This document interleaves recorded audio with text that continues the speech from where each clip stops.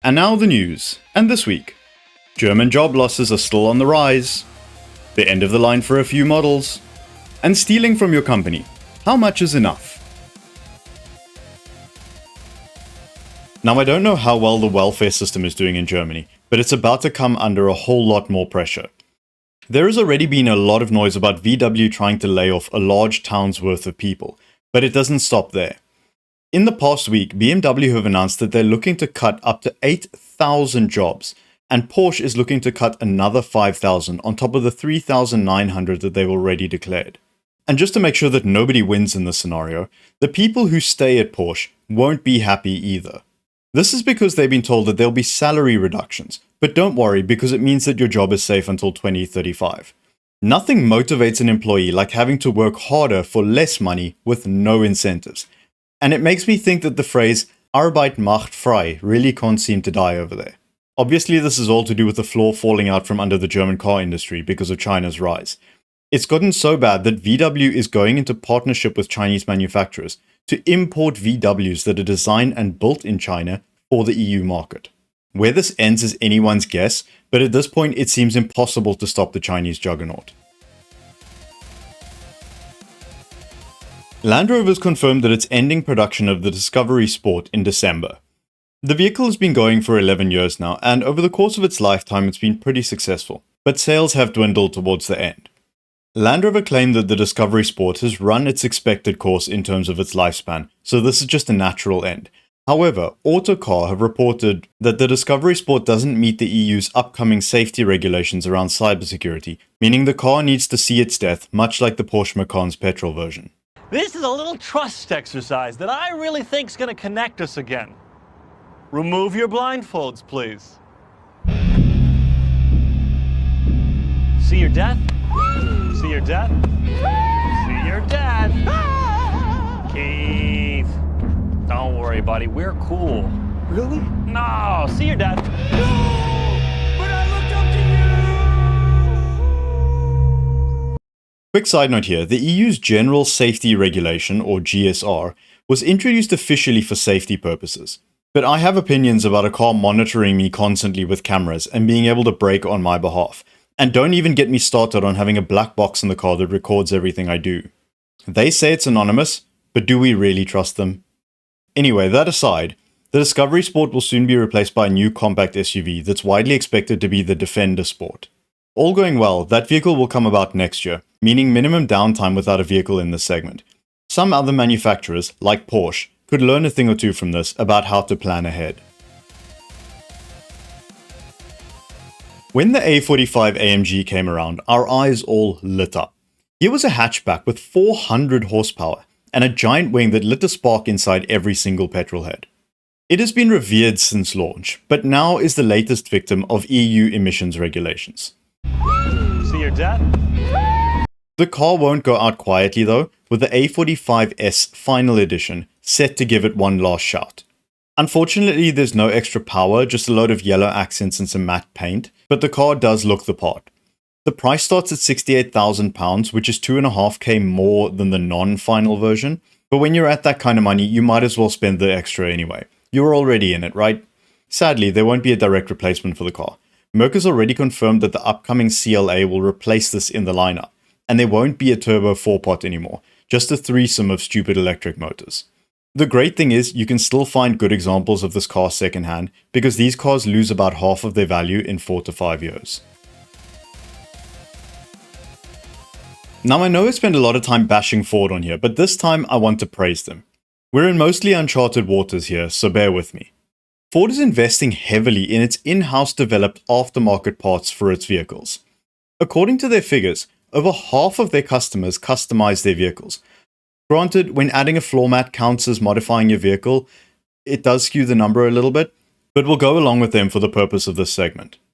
Ford says that this is enough of an excuse to create a whole division specifically tasked with selling optional extras for your car, mainly performance parts. Now, I think this is a brilliant idea. We often hear that modified cars are unreliable and after 2 trips to the shop they'll break down. Well, with this you can rest assured knowing that your Mustang's new supercharger isn't just specifically designed by the manufacturer for your vehicle, but it also doesn't void the warranty. To add to it, these parts will be available through Ford Credit, meaning you don't have to save for 3 years to add a few more ponies. And really, credit where it's due. I think this is brilliant, and I wish other manufacturers had programs like this. It definitely would have saved me from blowing up my Golf's engine with dodgy mods back in the day. EV and convertible are not words you often hear in the same sentence. And to be honest, I don't see why. Convertibles are there to enjoy the sun and the wind, and that's about it really. BMW has also noticed this and is rumored to be working on an i4 convertible. It will supposedly have a fabric roof and sit alongside an i4 coupe, also currently in development. There's nothing official about it, but Motor One's German division spotted the car on the road and snapped a few pictures. The rumors continue that the car will be available for the 2028 model year. Ugliness of newer Klasse aside, there's no reason mainstream convertible EVs can't work, so it'll be worth watching to see if other manufacturers also add some fun in the sun to their lineups. Door handles have been a problem for car designers for ages, and it's been made worse with the efficiency über alles brainworm that's infected car makers since EV range became the only thing they can think of. To this end, they've tried their best to eliminate them, legally of course. That's ended up in designs that have, ironically, killed people and subsequently become illegal. Now, the latest moronic trend is winglets. The idea is that you add a coat hanger hook to the outside of the car, but place it in line with the mirror to minimize aero efficiency. This is of course still electric, meaning you don't even pull on it, you just press a button. As the first owner of a car, this is great. But as the third owner of a car, when the component that handles opening the door fails, you get to take a hammer to the window just to get your forgotten sunglasses out the car.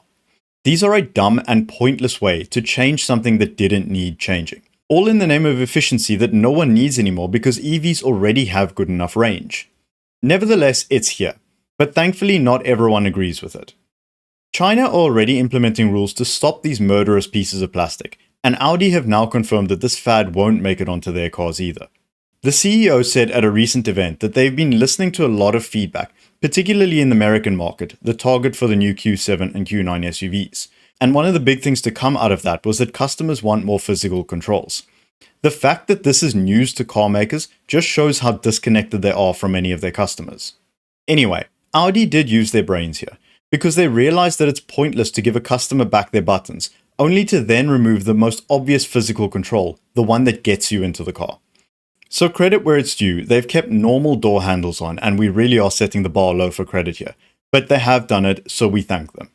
Taking a wider look, car makers are slowly starting to come round and realize that a lot of their so-called innovations actually make life worse for the customer. Sadly, this is only happening because the bottom line is starting to be affected, but this is good. I said last week that people need to vote with their wallets, and this is a great example of it working. Speaking of wallets, a whole host of people in New Mexico have had theirs made lighter by dealing with Crumland Auto Group, a car dealer in the state. A former employee has been arrested after stealing more than $65,000 from the company. Being an office manager there, she had more access than most, which means she used this access to reroute checks meant for customers and vendors to herself and her family. She's since been arrested on 25 counts of fraud and could face up to 60 years in jail because of it. We're under arrest. Look, I'm under what? Gentlemen, this is Democracy Manifest. Now, I'm not condoning fraud. But hypothetically, if you're going to do this, then you should at least be aiming higher. Given she's an office manager, I would imagine her salary is probably around $65,000 or higher. So if you know you could get thrown in jail for the rest of your life, you better make sure it's enough money to disappear with. Take the Guptas, for example, a family known to every South African. These corrupt dickheads got in with our ex-president and defrauded the country, not a company, the country, Listen properly. of $1.1 billion. And when it did eventually catch up to them, because it always does, they just up and left to the UAE, who doesn't do extradition. Now granted, they can't go on a nice European holiday anymore, but that is how you defraud an entity. $65,000 does not even get you through the next year, let alone an all-inclusive lifetime stay in Dubai. So there's the lesson. If you're going to do something, do it properly. I want that issue to be clear. And on that note, that is the end of the news.